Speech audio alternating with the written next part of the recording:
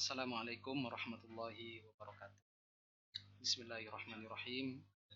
Alhamdulillahirabbil alamin wassalatu wassalamu ala asyrafil anbiya'i wal mursalin sayyidina Muhammadin wa ala alihi washabihi ajmain. Amma ba'du.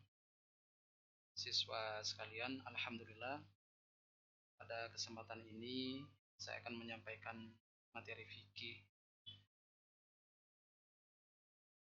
terkait dengan pernikahan.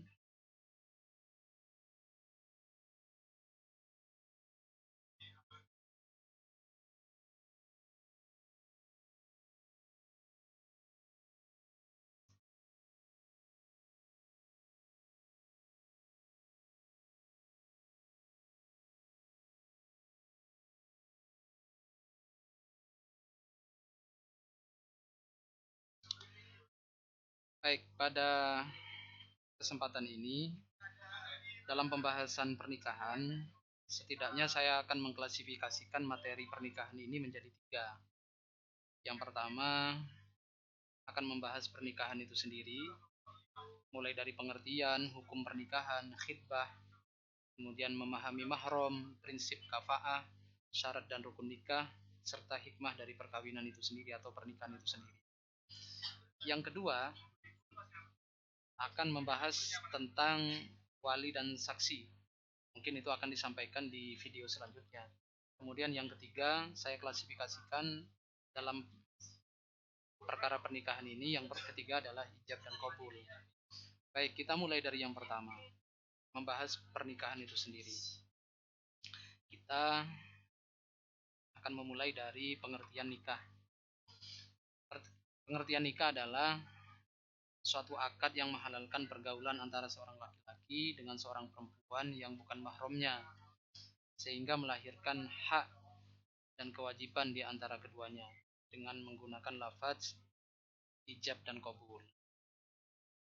Dalam pengertian luas, pernikahan merupakan ikatan lahir dan batin yang dilaksanakan menurut syariat Islam antara seorang laki-laki dengan seorang perempuan untuk hidup bersama dalam satu rumah tangga guna mendapatkan keturunan. Nah, undang-undang di negara Indonesia pun juga mengatur tentang pernikahan ini. Diatur di dalam Undang-Undang Perkawinan Nomor 1 Tahun 74. Dalam undang-undang tersebut, pernikahan diartikan sebagai ikatan lahir dan batin antara seorang pria dengan seorang wanita sebagai suami istri dengan tujuan membentuk keluarga atau rumah tangga yang bahagia dan kekal berdasarkan ketuhanan yang Maha Esa.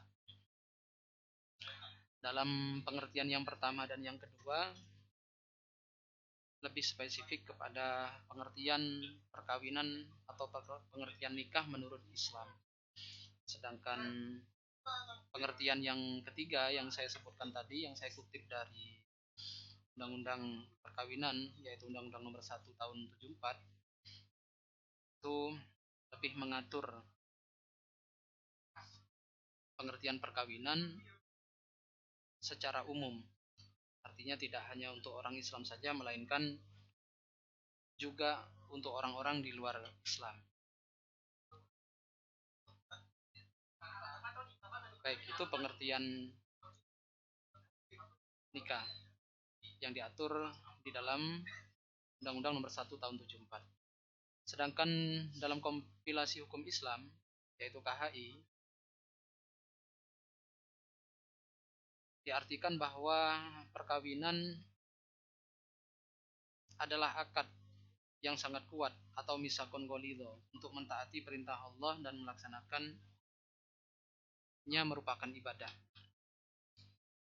Artinya sebuah perkawinan bukan sesuatu yang main-main. Perkawinan ini adalah akad yang sangat kuat. Akad di antara seorang laki-laki dan perempuan yang tidak bisa dipermainkan. Bahkan Al-Quran itu mengistilahkan misakon golido. Itulah beberapa pengertian perkawinan dari berbagai versi, baik secara hukum Islam itu sendiri maupun berdasarkan Undang-Undang Nomor 1 Tahun 74 atau berdasarkan kompilasi hukum Islam yang berlaku di negara Indonesia ini. Untuk selanjutnya, hukum perkawinan. Nah, hukum perkawinan secara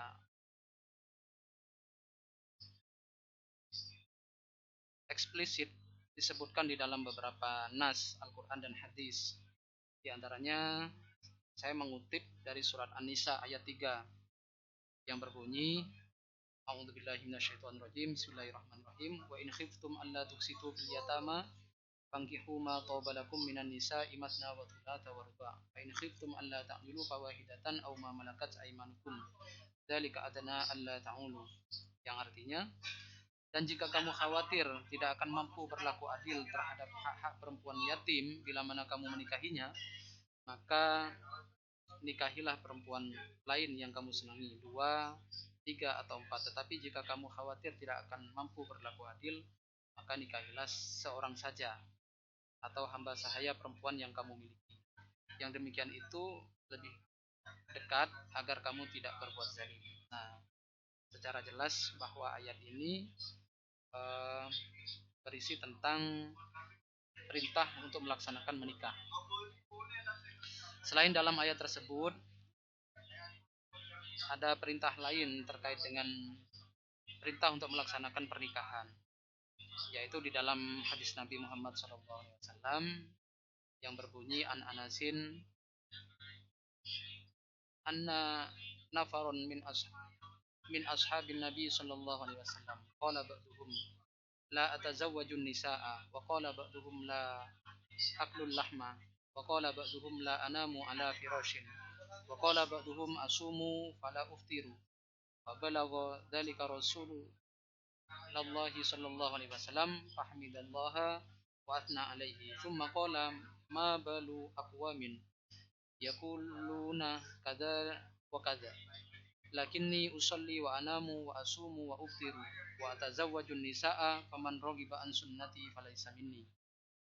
Yang artinya dari Anas bin Malik radhiyallahu anhu bahwa sebagian para sahabat berkata, saya tidak akan menikah. Sebagian berkata, saya tidak akan makan daging. Sebagian lagi berkata, saya tidak akan tidur. Dan sebagian lagi berkata, saya berpuasa tetapi tidak akan berbuka. Maka sampailah berita tersebut kepada Nabi Muhammad SAW.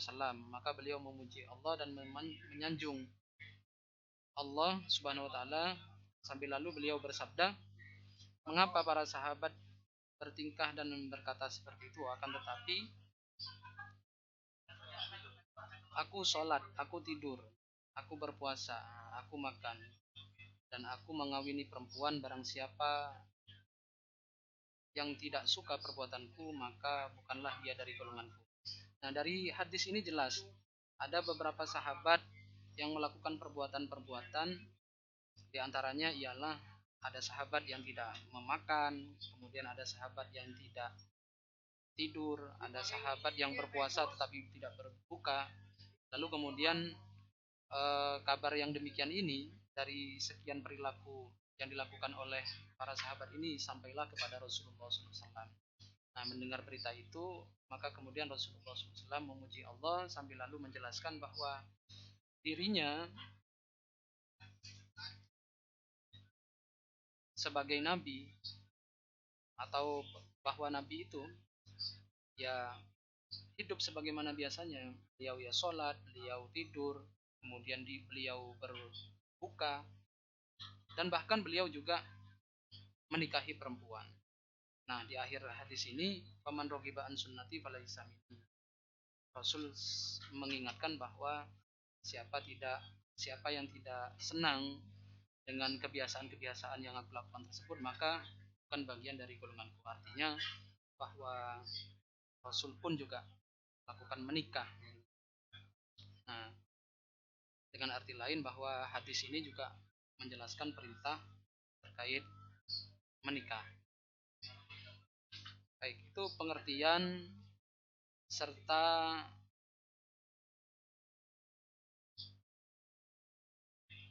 hukum menikah itu sendiri.